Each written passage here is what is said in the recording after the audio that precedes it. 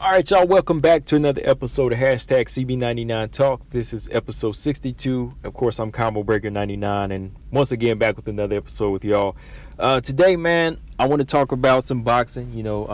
Having a lot of different boxing drama going on. We got some good fights lined up, but, we got some shakeups once again. And, there's just some things I want to address in the boxing world today, off the top. I said, let me come over here, do an episode, and let's have a conversation, want to talk some boxing, of course, but I also want to talk some WMMA. So I'm going to kind of flip-flop between topics, boxing, WMMA, boxing, WMMA.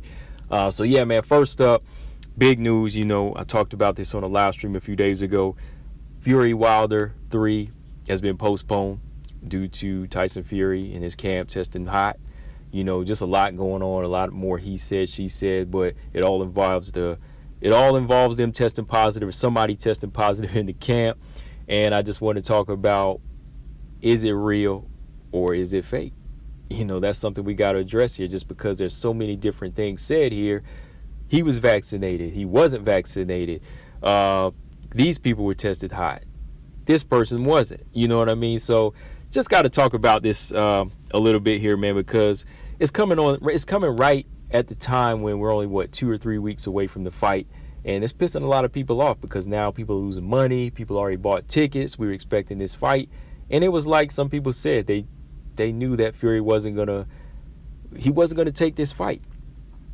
Some people said, oh, he's going to do whatever he can to get out of it. And right when it comes down to July 24th, boom, gets pushed back, right? So we'll talk about that. We'll get into that. Also, I just want to discuss, I want to talk potential. I want to discuss potential, and my example is going to be my triple threat.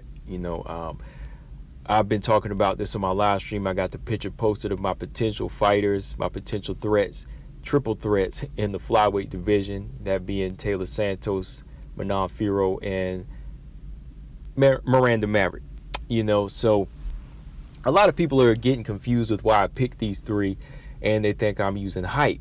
They think I'm hyping them up or overhyping them, but it's not about hype here. It's about what I see as far as potential, and it's about me rating them where they are and where they stand right now. So I want to talk about that. Boxing, I want to go back and talk about Tank Davis a little bit. Tank Davis is a fighter, and where he's going in his career. Just going back to his Mario Barrios win a couple weekends ago. So I want to discuss a little bit of Tank Davis. And I want to talk Tecia Torres versus Angela Hill too. Just more so in the Angela Hill department here, because I want to talk about her style. I guess I really want to focus on point fighting. I want to kind of give y'all my keys to being a successful point fighter, if that makes sense. I want to talk about that. But yeah, man.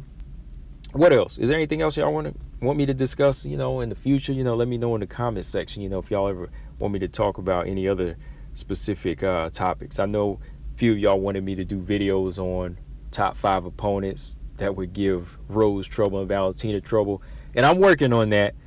I am working on that because that's going to take some time, especially for Valentina. I mean, I could come up with 4 or 5 for Rose, but for Valentina, man, that's that's a tough one right there, man, to come up with 5 opponents. There's people I would like to see her fight, but as far as like 5 that would give her trouble, I don't know. I don't know if I could come up with that many. But yeah, man, like I said, this was reported a couple of days ago now. We talked about on live stream. WBC heavyweight champion Tyson Fury was scheduled to take on Deontay Wilder in his rematch, and of course, he pulls out of the fight. Tested positive to postpone the fight. So he's not necessarily pulling out of the fight, but it's just one of those situations where you got to wonder what's going on, right? Word was, the first piece of news I heard was Tyson Fury's camp had tested positive. There was like 9 people in his camp that tested hot. And throughout the day, I kept checking back, and it was like, okay, it's the people in his camp. And then, like, I think it was Mike Coppinger reported somebody from Top Rank. I think it wasn't Bob Arum specifically, but Bob Arum's son had reported that it was like late last night during a live stream when I looked. It said like the fight was still on, but they were monitoring, the camp. whatever that means. They were taking a close look at the camp, but the fight was still a go. But then the next day I found out Fury tested positive, and the fight is postponed till October, right? So yeah, my first reaction to hearing that was, oh man, I knew it was too good to be true. Wilder gets his arbitration won, and he gets his rubber match. But I knew, man, as soon as he won that, between now and July, something would come up to make this fight not happen. That was my first reaction to it. That was my first reaction to say, okay, something's going to happen where they don't make this fight, and then they're going to push it out to October for something else to happen, and then eventually somebody's going to get disgusted, and then hopefully they'll not make the fight happen. That's kind of what I'm feeling like the Fury camp wants at this point. And I talked about this before with Tyson Fury. It's like, I don't think Tyson Fury is afraid of Deontay Wilder, and I also believe the opposite. Deontay Wilder is definitely not afraid of Tyson Fury because he fought him twice before, right? And he wants his third fight. He wants it bad, right? So I don't think it's fear in here. I don't think it's fear in this room, but I think it more so has to deal with greed and just being trifling at this point. I think it's just about being cutthroat and, pulling back, stabbing moves. And that's what business is, That's the ugly part of boxing. Like, there's just which is another episode I'm going to probably do. I've been working on this episode called, I just thought of it today. It was called just greed, just greed, and just how a lot of fighters in the game tend to kind of pull these type of moves. They aren't necessarily afraid, but they'll do anything to just kind of get their way. And that's kind of where Tyson Fury is with his right now, and I think with this whole pandemic that's been going on, it's the perfect time. It's the perfect excuse to use, to get out of fights, even with Teofimo Lopez, which is something I'll talk about in another episode.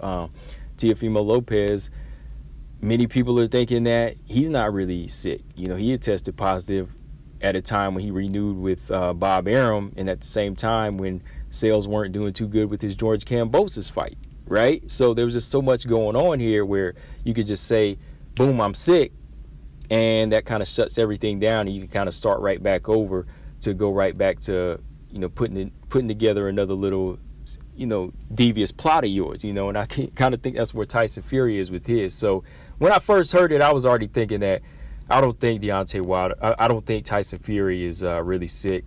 Maybe somebody in his camp was, and they were ready to just throw that out there for Fury and use that as an excuse.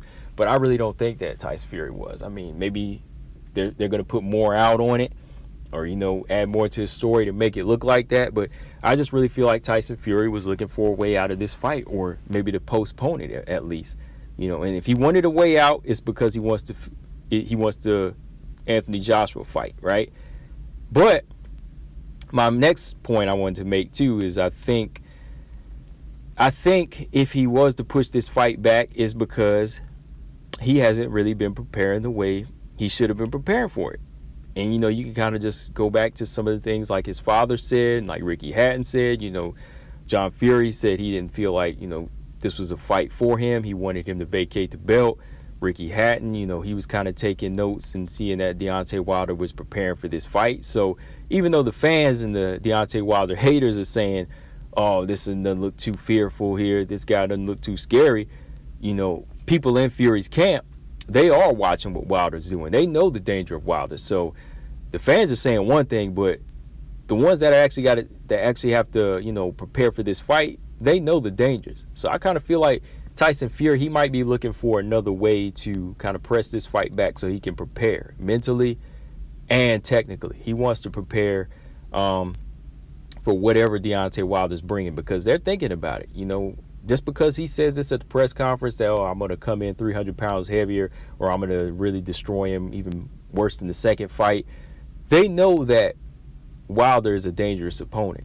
He said that before. He said he's even more dangerous than Anthony Joshua. So they know that with him working with Malik Scott and adding more to his game, that there's a big possibility that Wilder could go in there and destroy him. You know what I mean? So I think that's an angle he's looking for, because Fury, he's been out with the family, he's been doing other things, he's been talking a big game, of course, but have we really been seeing him train for this fight? Like, I know he's been getting more training partners coming in, he's been getting other fighters, what's his name, Jared Anderson, something like that. He's been getting some other guys like I think he's got F.A. Jogba in there, some hard hitters, and he's been looking scuffed up in sparring, but maybe that's not enough. Maybe he wants more time, another 3 months to try to get in this fight mentally, because when you talk about mental pressure with Tyson Fury, this guy suffered mental issues before, so who knows what he's going through right now behind the scene. We're talking about a guy who's eating himself up to 400 pounds, put on a lot of weight, was on coke, different things like that. So he's probably a guy that needs the time. So what do?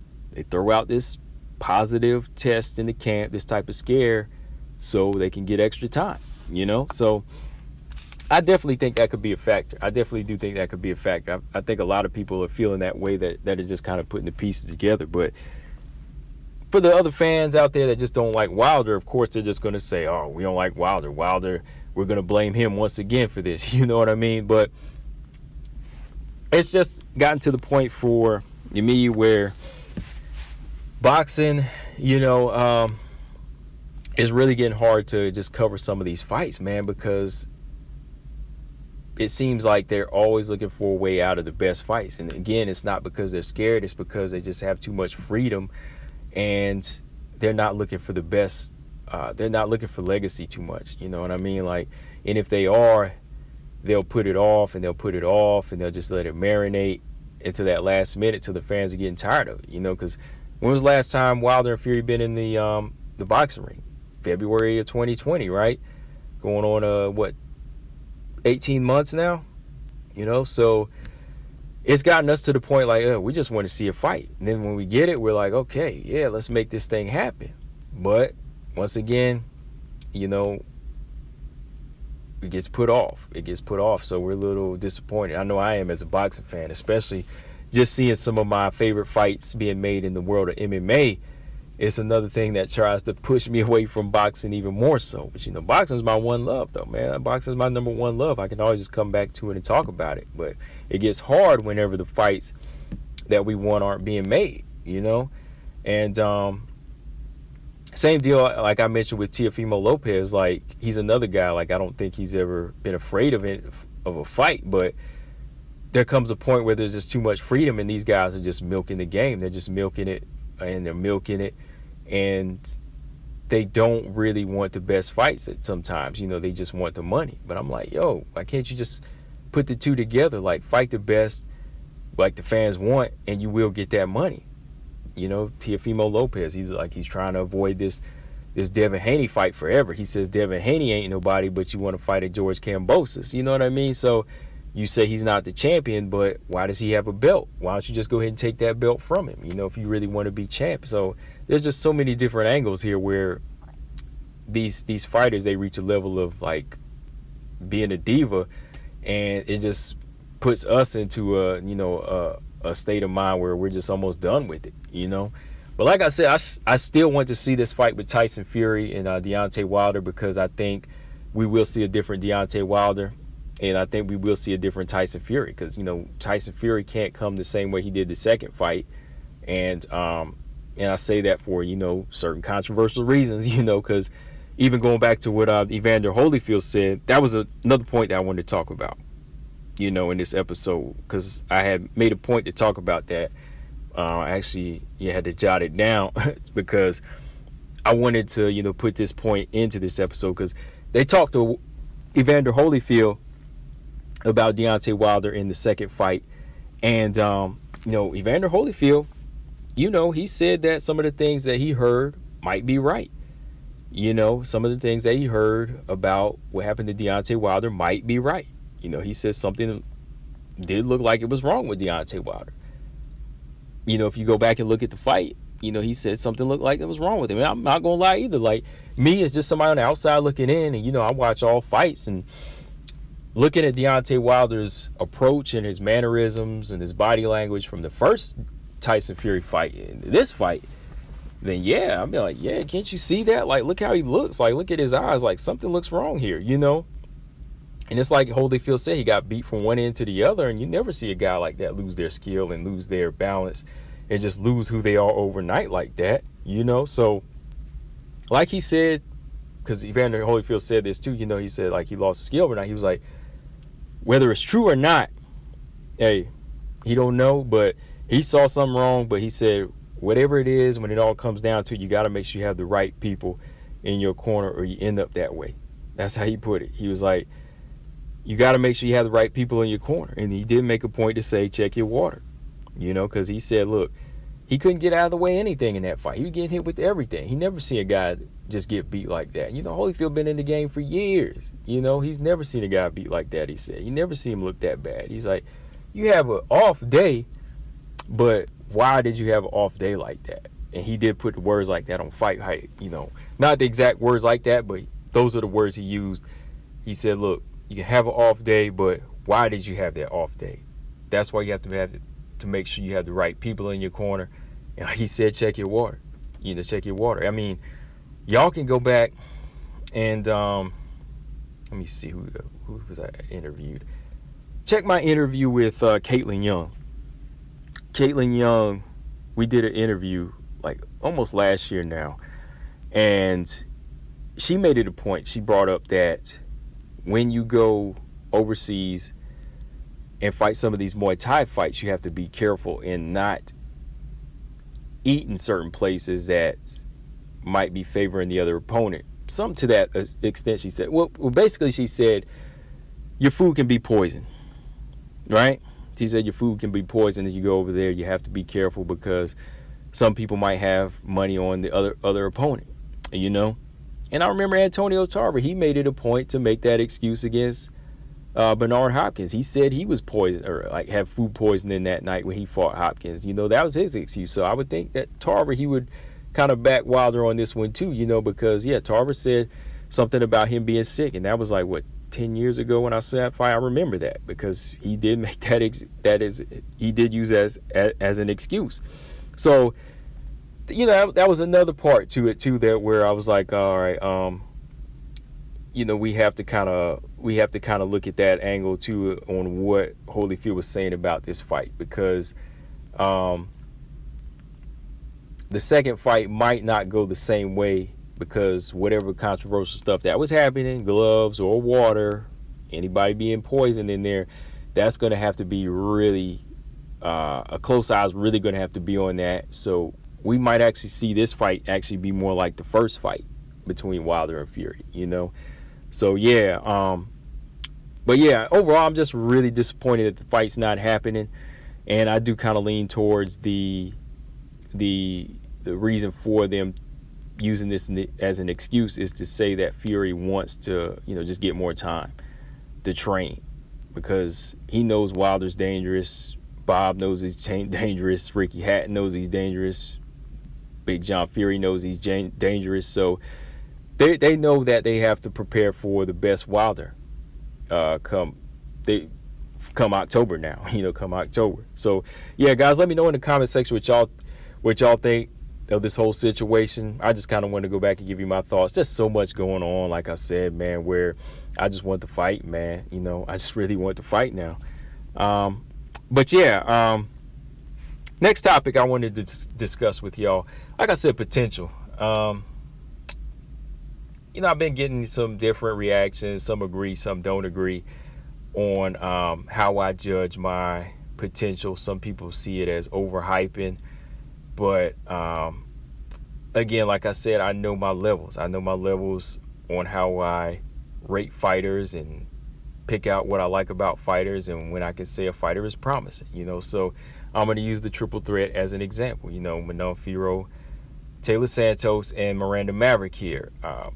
Talked about a live stream the other night where, no, it's not another night, but it's maybe like a week or two ago. I was talking potential and hype, because some people think I'm hyping Miranda Maverick up. Where no, I'm just saying she's one of the best on her tiers, So for me, potential is, like I said, like if I was a teacher, if I'm a first grade teacher,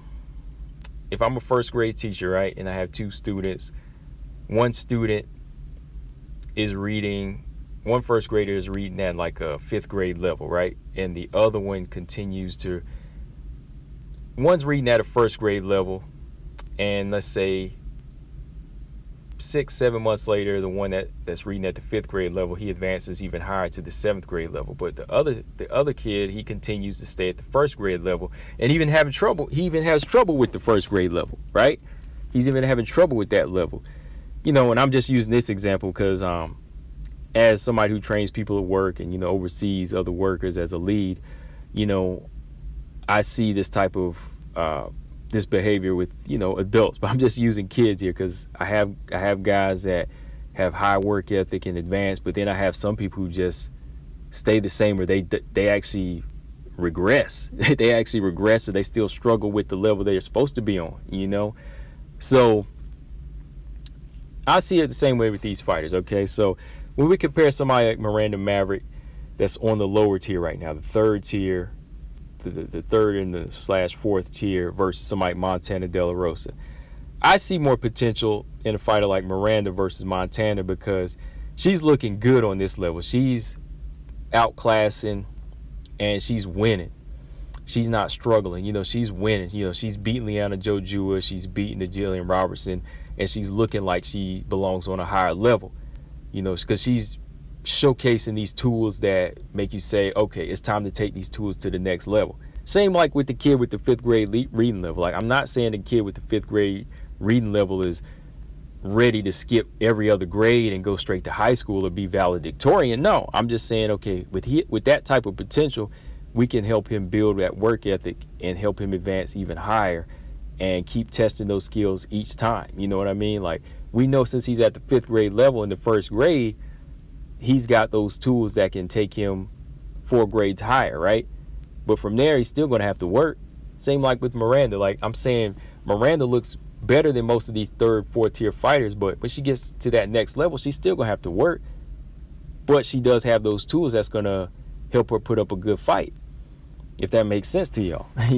See, whereas Montana De La Rosa, she's young. She has a lot of room for growth. She has guts and she's tough, but I've seen a lot from her to be able to rate her and say, okay, she's not on this triple threat level, because we've seen her, get some good wins, get some finishes in the UFC, but it's still on the same level.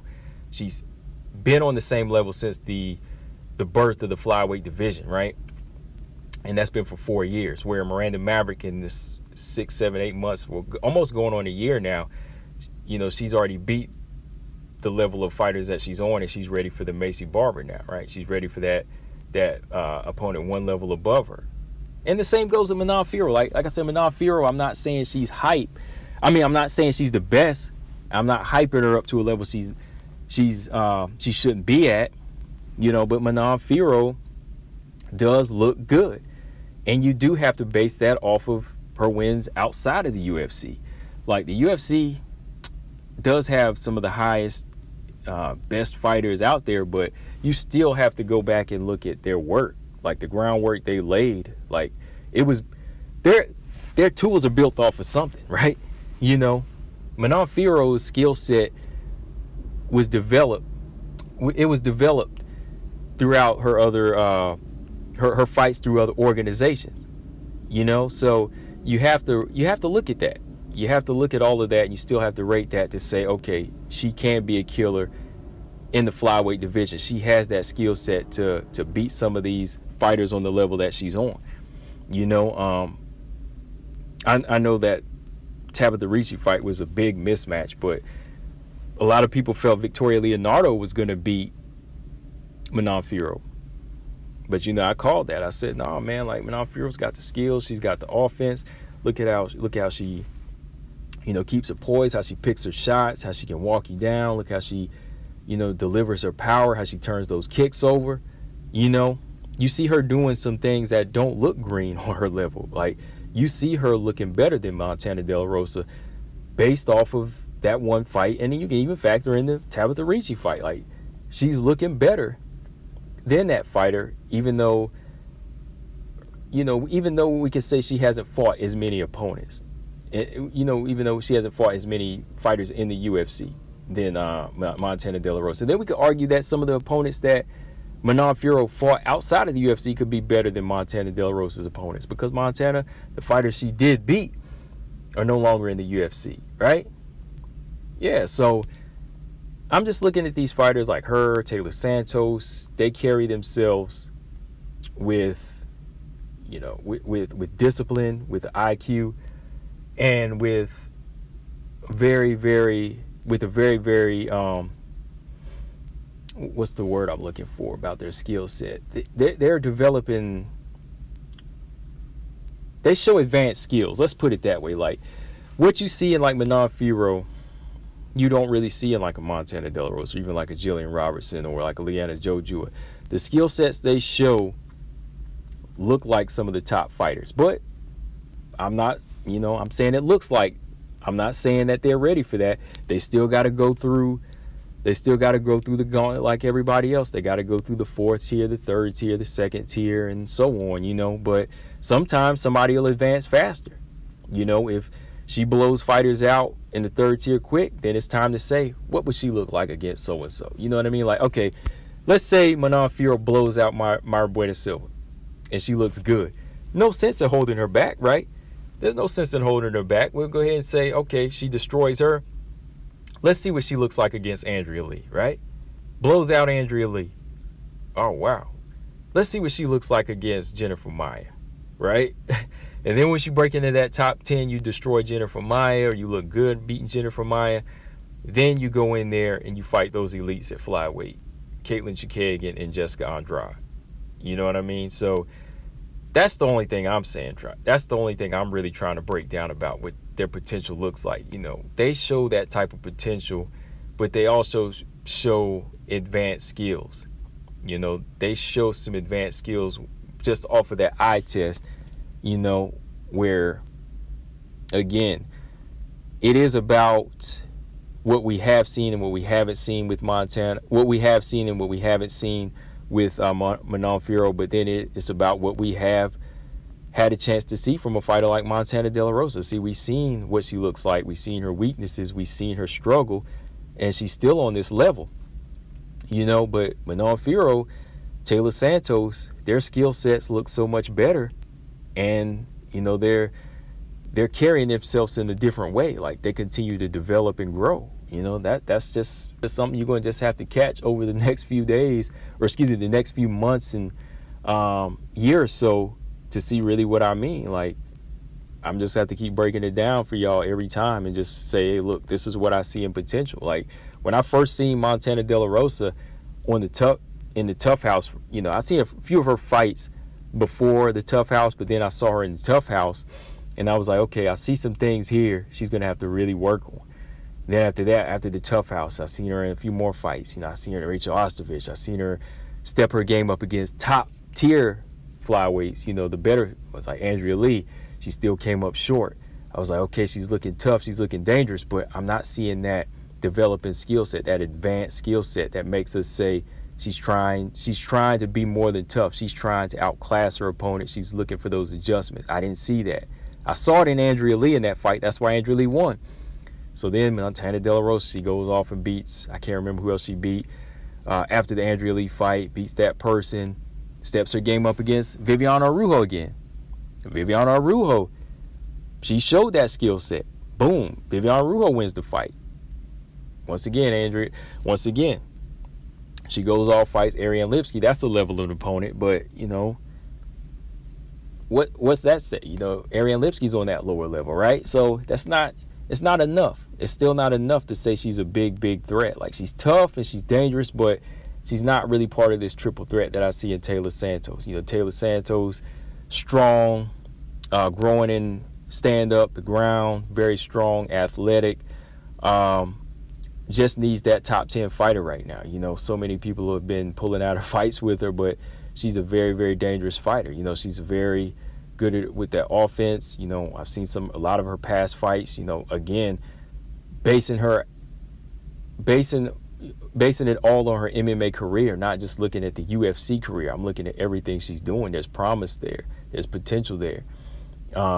She's not struggling on that lower level. Same with Manon Fiorot, again, the tool set.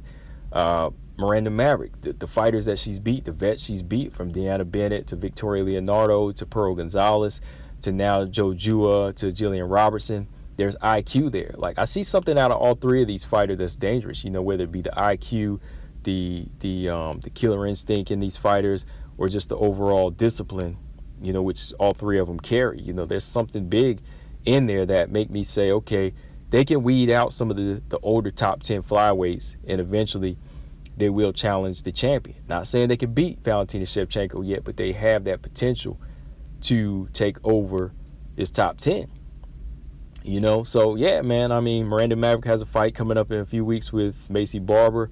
Then Manon Fiorot has Mayra Bueno Silva. Of course, Taylor Santos has Mandy Boehm, but she still needs somebody, man. They need to get her a real opponent. Like, Mandy Boehm, no knock to her, but her coming in from Bellator as an unranked opponent, Taylor needs that top 10 opponent. She does.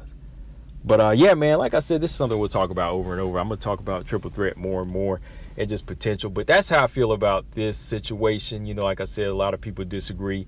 I see IQ in Miranda Maverick, and IQ will get you far. Like, some people say, oh, I don't see the best. I don't see her grappling skills. She's not a good striker, but she's smart. She knows when to do what to do. So IQ will win you a fight more before your power or just focusing basically on grappling. It's what you do with the grappling, how you use the grappling, when it's time to use the striking, and all of that, man. Put it together. So yeah, guys, what do y'all think in the comment section? Let's talk about it. Went on a little bit longer than I wanted to about potential. But what else? What else I want to talk about in this episode, what I said? Next topic I wanted to discuss. Let's jump back to boxing. As y'all know, Gervonta Tank Davis, he scored a big TKO win over Mario Barrios a few weeks ago. And he won the WBA regular championship belt at 140. And that's the regular belt. That's not part of the undisputed belt. That's not the same as the WBA belt that Josh Taylor has. So just have to make that clear. But my reaction to his performance, just a quick real breakdown of Davis's performance over Barrios was, first off, I have to say, the kid, is not just power. I see a lot of growth in Tank Davis. I'm starting to see the technical skills. I'm seeing him being a very solid technician on his level. And that's very important with a guy with that type of power. It's very dangerous on his level, because once you start to understand that when you start to understand what you can do with your power and how you can control it, it really becomes a dangerous weapon. I mean, when a guy always has that puncher's chance, and he's the type of slugger that likes to go in there Marcos Maidana style, or George Foreman style, just going in there swinging wild at times, that's dangerous. That can be dangerous too, but you're a little bit more so in that deadly category when you know how to control it. Tank Davis, he did a very good job of measuring his range against a taller, longer fighter going against Barrios. That's the one thing I noticed about him. He was very good at measuring the distance and setting up his left hands. He was very good at setting up the body punches and walking his opponent down and being able to block everything that he saw coming just about. He was getting touched up here and there in the earlier rounds, but I think that Tank Davis, he was really just getting the feel-out process and just wanted to apply that pressure and kind of feel the power and the assertiveness of his opponent in Barrios. And then eventually he was able to take over. In that second half, I'd say probably like around 4 and 5, he started to really put those hard 1-2s together and really started scraping the body of Barrios. And Barrios, he was able to get in some good body shots. So, he got some reactions out of Tank too when he was landing good body shots, but he was just unable to follow up because Tank's power was so controlling. Then we went into that 8th round, he landed that beautiful leaping right hook that dropped Barrios, and then Barrios got back up, ate another hard left hand, and got dropped again. So Tank knows how to feel his opponents out and study them. He knows how to test out what they have, test out their offense, and then eventually get his going. I mean, in this fight here, I would have liked to see more of the jab, just to kind of stay ahead on the cards and not lose any rounds. I think it's always smart to keep a good jab going, just to pile up points and take rounds and break your opponent down, just to kind of hide the left hand, because Tank's left hand is a very, very deadly weapon, and I think if you hide it behind that right jab, it'll really get him some good results. So that's the one point I wanted to make, that Tank really showed that he is the real deal. Not just power, he is a technician. Very, very good technician on the come up at whatever weight he's fighting at. Knows how to turn those punches over solid to the body and to the head. And he knows, again, how to position his opponent to get that straight left hand off. I mean, the straight left hand was really controlling Barrios at times. I mean, splitting the guard, hitting him hard right up the middle. And then he would mix it up and come back with that right hook, So I think eventually you're going to see Tank do more and more of this type of style of just, setting up the knockout, maybe taking a few rounds off, and eventually getting knockout in the later rounds when he just simply likes to break down his opponents. The next thing I wanted to talk about was Tank Davis, the outcome. The outcome, as far as what he was able to accomplish in this fight, just as far as bringing his fans to, just bringing his fans out after, a pandemic, and his in the result of over 200,000 pay-per-views. I think that's over 200,000 pay-per-view buys, so that's big, and I want to just go into his category of being a superstar. Tank Davis is showing you that he is one of the most, or I'd say one of the more popular fighters in boxing today. He's selling fights off of himself and not off of opponents, because let's be real, Mario Barrios, he's a solid guy, but I know him as a hardcore fan. I've been watching him on his come up, and he was one of my favorite prospects on the come up, and I was enjoying, watching his development and the statement he was making in the game. But, casual fans don't really know who Mario Barrios is. I'm not gonna lie. Tank Davis is bringing out some big crowds just off of his name, off of Gamboa, this fight, Leo Santa Cruz, he has a big following, but it's still Tank Davis all the way. People just have to understand that Tank Davis is a growing star. He has the potential to be that superstar. He's not Canelo yet. He's not even like some of these other bigger UK stars, like of course AJ or Amir Khan. But I know people can say, "Oh, Amir Khan, come on, Amir Khan is a superstar. Amir Khan is a superstar. He doesn't have the best chin, but the guy is a superstar. He can still pack a crowd." But Tank Davis, he's on his way to that level. Tank Davis brings out like so many fans. Like he brings out the younger generation, even the rappers and some of these stars. And with the ties to Floyd Mayweather, that's only helping him grow. So that's the one thing I noticed too. That was like one of my biggest reactions. Like, wow, like so many people really want to see Tank. They want to see him perform. And I think one thing I talked about in a video I did on my YouTube channel about Clarissa and Amanda Serrano, as far as their growth about being superstars in MMA, was the fact they have to have that balance of love and hate. I think Tank is kind of growing that. Tank has people that love him and he has the people that hate him. Sadly, he has people from his hometown, that don't really want to see him make it. Of course, everybody has those type of hometown haters, but he has a lot of love as well. He also he just also has that energy about him that he likes to come in there and put on a show. He has all eyes on him, kind of similar like some of the rappers do. He's really attracting that younger generation. So he's got that good balance, and there are a lot of casual fans too now that are kind of bashing his performance, or just saying, "Oh, Mario Barrios is tailor-made for him," but you're still going to come out to see him. Or some people say, "Oh, you still can't beat Lomachenko." Those are still the same people that are going to come out to see you. You know what I mean? So it's almost like the Wilder effect there and the Floyd Mayweather effect. You're still going to have people that hate you, but it's all good because they're going to come and see you fight. They're going to pay to see your fights, whether it is to see you lose. So Tank does have that aura about him. He has that developing superstardom about him. Again, with Floyd, with the Floyd camp, and just his own generation he's bringing in. Again, bringing in rappers I don't even know about, because I'm getting older. I'm starting to show my age because I don't even know some of these people he knows. But I think that's good. I think that's good for him. He could reach those Canelo levels pretty soon. I mean, he's not there yet, but he's definitely surpassed fighters like Terrence Crawford, in my opinion.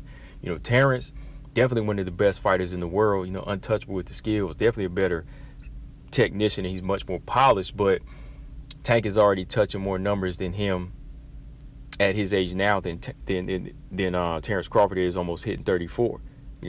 Of course he was hitting more than Terrence Crawford was even at his, when he was at the age Terrence Crawford was, and he was on the come up. But right now, Tank is really showing that, hey, he can bring it out, he can sell it, he can sell the crowd out off of his name. And I think, going into my next point about Tank Davis, I think that's where Floyd Mayweather's involvement is kind of rubbing some people the wrong way. I can kind of see where Floyd is coming from here, because there's the question, is Floyd kind of overshadowing him and his growth, or is he overprotecting him? Because Floyd, it was Floyd's own words that say, look, we're gonna fight the fights in-house. We're gonna take the matches in-house. We don't have to worry about the outside, basically kind of blocking out the other main fights that people want to see, the Ryan Garcias, the Lomachenkos, even the Teofimo fights. But I mean, we'll see how that eventually goes, but that's kind of what Floyd was hinting at, like everything is in-house. And I mean, you can kind of see with the moves he's making, like having him move up to fight for this WBA belt again, or WBA regular belt. He has in 3 weight classes now, 130, 135, 140. And now he's here at 140. He's taking this belt. You can kind of see their moves they're making, just maybe fighting more so for the PBC, fighting the competition on this side. I kind of agree and kind of disagree. Like, I want to see the best. Like, Tank is in a division right now where you've got great fighters, or potentially great fighters. A lot of guys who have great potential, a lot of undefeated fighters like Devin Haney, Ryan Garcia, Teofimo. Rarely do you get an era like this where you can start matching your guys up, and I think this is the time to take advantage of that. So that's where I do disagree with Floyd. Like, this is the time to put your young Tank in there with these guys to make him, an all-time great. Not just a rich fighter or a superstar, but an all-time great. That's a difference there. Superstar is one thing, but an all-time great is another. You know what I mean? Like, Anthony Joshua, he's a superstar, but an all-time great is like an Evander Holyfield, right? So what is it he really wants to do with Tank, and what does Tank really want to do? So the fans, we want to see him be the all-time great. We want to see him in there with the best fighters. But whatever his angle is, I think he really wants Tank to get the money that some of these other fighters aren't getting. He wants to see him not get screwed over. And I think that's a very important part of their relationship. Floyd and Tank have that relationship where he wants to see him not get Bob Arum or Don King, and I think that's a plus about being with Floyd. So I do understand that he wants to keep everything in-house and say, look, this is like the UFC. We got our own organization. This is how we're going to do it. No cross promotion. But it's not, there still has to be these other fights, because boxing is boxing. We don't see it as a UFC or Bellator or LFA.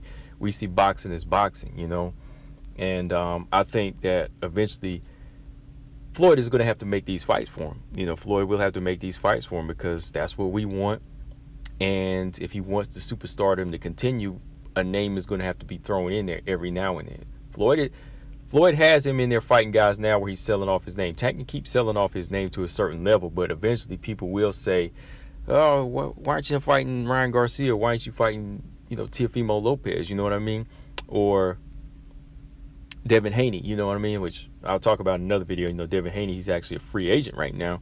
So there's fights out there that cannot just big him up as a superstar, but can make his legacy, and like I said, it's all on what Tank wants to do now. I mean, me being a boxing fan, hardcore boxing fan of the sport, I want to see Tank Davis, I want to see him make money, I want to see him be a superstar, but I want to see him try to go down as an all-time great too, especially when you guys are in this lightweight division that could turn into like the welterweight kings, or the four kings, excuse me, like Marvin Hagler, Sugar Ray Leonard, Thomas Hearns, and Roberto Duran. We could kind of do that with Lopez, Garcia, Haney, and Davis right now.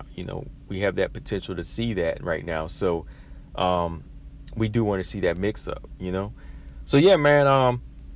Shout out to Tank Davis. I like what he's doing with his career right now, and I like the way the young kid is moving, especially coming out from the upbringing he was from, in the neighborhood in the city he's from. I like to see a kid like that from Be More Do Good. Shout out to my man Boxing P. That's definitely his man. He wants to see him do good. I definitely do as well. I want to see him hit those heights that I want to just see him do numbers too. I want to see him become a household name. I ain't gonna lie. Like, I want to see him be that household name that everybody knows who he is, and they come out to see him. Like Tyson or something. So yeah, man. Let me know in the comment section what y'all think of Tank Davis. Though I just wanted to kind of go back and give you my thoughts as a whole on where he's going right now. I think he is headed in the right direction of being a superstar. And Floyd's involvement, it's not really like irritating me like some people. Like, I don't even think his advice in the corner at the night of Barrios, where he was telling him he was behind on the cards, I don't think he was lying. I don't think, well, of course he wasn't lying. I don't think he was really irritating him, or I don't think it was unnecessary, because we saw the unofficial scorecards ourselves, right? We saw what Steve Farhood's scorecard had Barrios ahead, right? Even with the knockdowns, or he had it tied, right? So I think he was just giving Tank a little incentive to say, look, step your game up, man. You never know what's going to happen, right? So I think that was good incentive to make Tank step on the gas and go for the knockout and close the show, but in a smart way, So yeah, last topic. Let's jump to this last topic here. As y'all know, Tisha Torres is scheduled to face Angela Hill next month, right? Did I say August 7th? Yeah, August 7th. They're going to face off.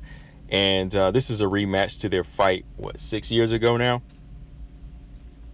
And, I talked about it in my video, and I kind of gave you my thoughts. Like I said, it's going to kind of be a new fight. In a way, it's going to kind of be a new fight here, because Tisha Torres, she's made some changes in her game. Angela Hill, she's made some slight improvements to her game, and I know most fans are kind of leaning towards Tisha Torres in this fight. Yeah, August 7th. I was double checking here. Yeah, a lot of fans are leaning towards Tisha Torres in this one, just because she has faced the tougher competition. She's learned from it. She's strong. She still has the hand speed, and she could do what she did the first fight, right? Angela Hill, in my opinion, I think she still has some things that she needs to work on. Of course, people will say, she is growing. She is growing as a fighter. I mean, she could do more. She could do more. And I think she's definitely developed her takedown defense a little bit better. But the thing is, she's still like an all-around striker. And I think for somebody like Angela Hill, like I said, it's not going to be like a full breakdown of Torres and Hill, but I want to talk about the style of being a point fighter, and I was going to use Angela Hill as an example. Like, talked about this on live stream one night. All right, so Angela Hill likes to stand and use her striking, right? And she doesn't really have that power, and she's always on the wrong end of decisions. Like I said, she needs to either start submitting people or start sitting down on punches and starting to knock people out and close the show. So if she's not going to do those two things, though, I say, okay, so she needs to be more of a point fighter. And if that's what she wants to be, like she's doing that now, if she wants to perfect that style, she needs to take those certain points like a fighter like Caitlin Chikagian. And to me, when you really want to just go in there and go the distance, you want to keep the fight standing, and you want to just box, and you want to kick, and you just want to use angles. You don't want to go into any type of clinches, or if you do go into clinch, you just want to land and get out and never put yourself in that type of position. There's a few points that I was just taking over the years of just watching certain fighters, and one of them, like I said, was Caitlin Chikagian. I said that Angela Hill needs to kind of develop that type of style, where if you're not going to knock people out, you need to make damn sure that you are always working and you're always touching your foe, and you always have your opponent guessing, or you always have them looking like they're the opponent that's not working, right? You got to convince the judges that I'm ahead and I'm the busy fighter. So the one thing I'll say, number one, is for Angela Hill needs to develop that type of technique that a point fighter needs. And some of the number one keys that I feel, you have to be sharp. You have to be sharp, and you have to use straight shots. You got to be sharp and precise with straight shots. Again, when you pump that jab out, if you're not going to throw a hard jab, you need to double or triple it, and you need to keep it straight down the pipe to knock your opponent back and keep them off rhythm. That's the first keys to being a point fighter. You got to have your technique down. You got to have straight shots. You got to use your reach. You got to be first, and you have to use angles, because angles are your best friend if you're a point fighter, if you're a boxer or you're a stand-up fighter, because you want to keep yourself unpredictable. You want to be out of the range of being taken down. You want to be out of the range of hooks or straight shots from your opponent. So you got to be straightforward with your shots, and you got to be out by the time they try to counter or land back on you. So point fighters, they got to land and move. You got to stick and move. You got to be straightforward. You got to be working. Second point I would say is defense. Legs are going to be a part of your defense. Your reflexes and timing. You got to be up on that. For somebody like Angela Hill again, if you got the straight shots down, when you pump them straight shots out, you got to be out. You got to be out of range. You take 2 steps back, your opponent takes 2 steps forward, you got to take another step back. Take 3 steps back when they take 2 steps back to keep yourself out of range. So defense is really important. You got to be able to move your head and get your head off the line and slip, catch, do all these things, in quick motion, even in MMA, So being that point fighter, you can't be touched, because if your shots aren't going to be that damaging, you're going to just be piling up points, but you can't let them get anything off on you, especially if they're going to be throwing hard or banging effective shots, because 1 effective shot or 2 effective shots will probably outscore your 3 pity pat shots. You know what I mean? Jessica I was able to do that to Caitlin Chikagan, so if you're going to touch and move. You're going to want to touch and move and not get hit at all. And third, I would say, actually this is fourth. Yeah, this is third. My third point, very, very important, very, very important, is the cardio, your gas tank. You got to have that gas tank. If you're going to be a stand-up fighter and this is your game, you're not looking to finish, you got to be able to stay in the fight 3 rounds, 5 rounds, how many ever rounds it is. You got to be able to have that strength in those legs to continue to move, because the longer you keep somebody in the octagon with you, the more dangerous the opponent gets most of the time, right? Especially if you don't have the power to hurt them. Caitlin Chikagan, again, we'll come back to her. Caitlin, once again, knows the risk of having her opponent in there for three rounds or 5 rounds, but she's committed to that chaotic style when she can, and she has the gas tank for it. She's always working on her cardio, and she has that type of stamina to go. She made that point that, look, my cardio is better than Viviane Araújo, so I can do whatever I want in there with this box, and I can take it to that level because I can outlast her. I have more in my tank where I can just work. If I can't stop her, hey, I still got the cardio to go, and eventually she'll wear out. So that's another thing about Angela Hill. Angela Hill had some times in that Michelle Waterson fight where she kind of faded towards the second half of it. That's why I think, she let Michelle Waterson come back and she lost it on the cards. I had Hill winning the fight, but still, Angela Hill's going to have to find that pace. She's going to either have to build the cardio up or find that rhythm to always continue working and win those rounds in the eyes of the judges, which goes to my last point. Being a point fighter, you got to know how to please the judges. You got to know how to please the judges. And how do you do that? You're always working. You're always staying busy. And you're keeping your hands on your opponent. And they're not touching you. You got to constantly make it look like I'm doing something. That's why I say that shoe shining effect is very effective. That shoe shining style is very effective. As long as you continue to touch your opponent, the judges, they'll see that as being effective, and putting it all together. When you put that shoe shine together with the technique, and you're making them miss, and you're making them look flustered, and you're just so chaotic, and you're just constantly outworking them. Imagine if Angela Hill does that every single fight. boom, she would be winning more decisions. She'd be winning a hell of a lot more decisions than, being always on the wrong end.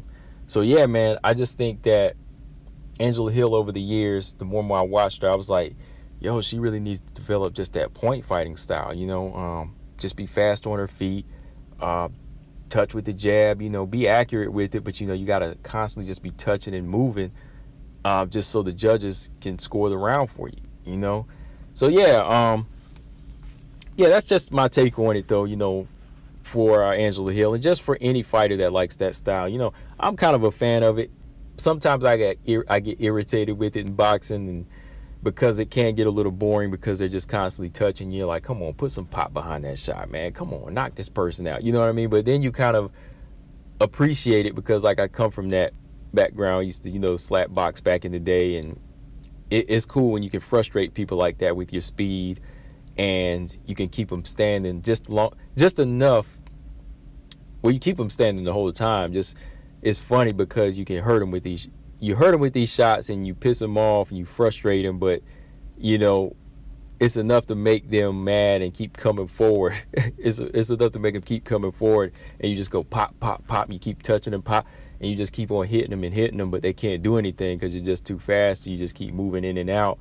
And I think that Angela Hill needs to develop that, man. She really needs to kind of work off of that and make more of that style in the strawweight division. I mean, shit, Caitlin Kagan is like number 2 right now, right?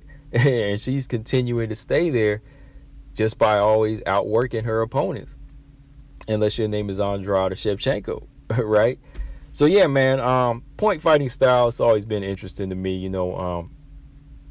Slap boxing, these guys with pity pat punches. It gets the job done if you really know how to master it. So like I said, you got to have a technique with it. You got to be straight with the shots.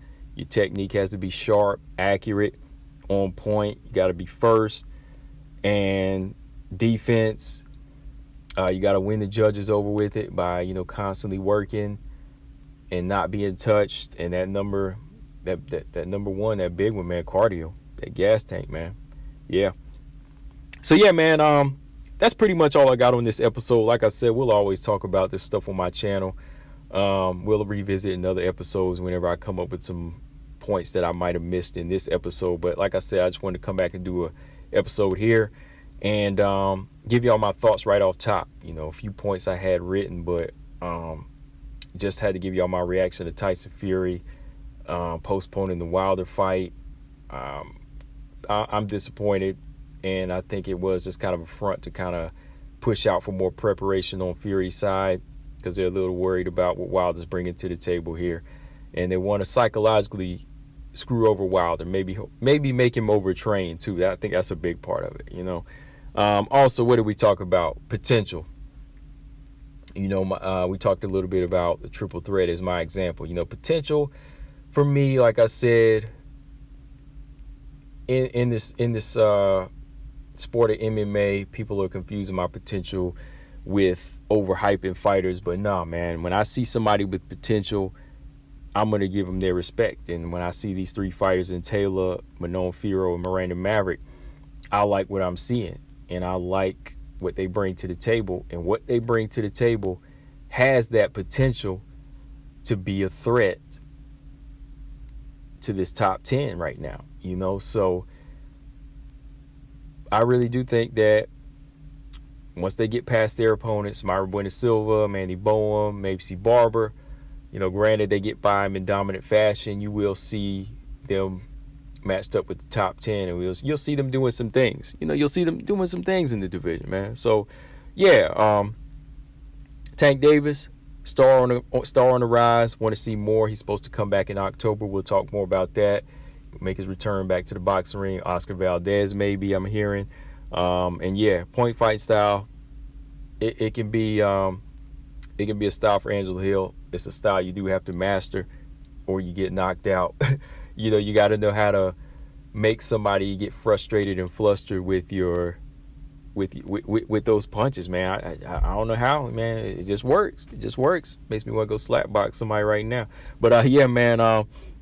That's all I got, guys. Make sure y'all subscribe to the show on Spotify, Stitcher, Google Play, and of course on iTunes. Definitely hit me up there, and subscribe to the YouTube channel on subscribe to the YouTube channel Combo Breaker 99. And what else, man? Yeah, just keep coming through. Y'all leaving comments. I'm enjoying the growth on the channel, and I'll keep talking combat sports, MMA. Y'all seem to value my points on some things about MMA, so WMMA. So I'm gonna keep doing the videos and stuff like that, and podcasts. So yeah, man. Yeah, shout out to my man Boxing P. We need to get back on the Jab podcast soon. We gotta do that soon, where we talk all boxing over there. So yeah, guys. Yeah, let me go ahead and get up out of here and put this episode together. I'll catch y'all on the next one. Combo Breaker 99. I'm out. Subscribe. Peace.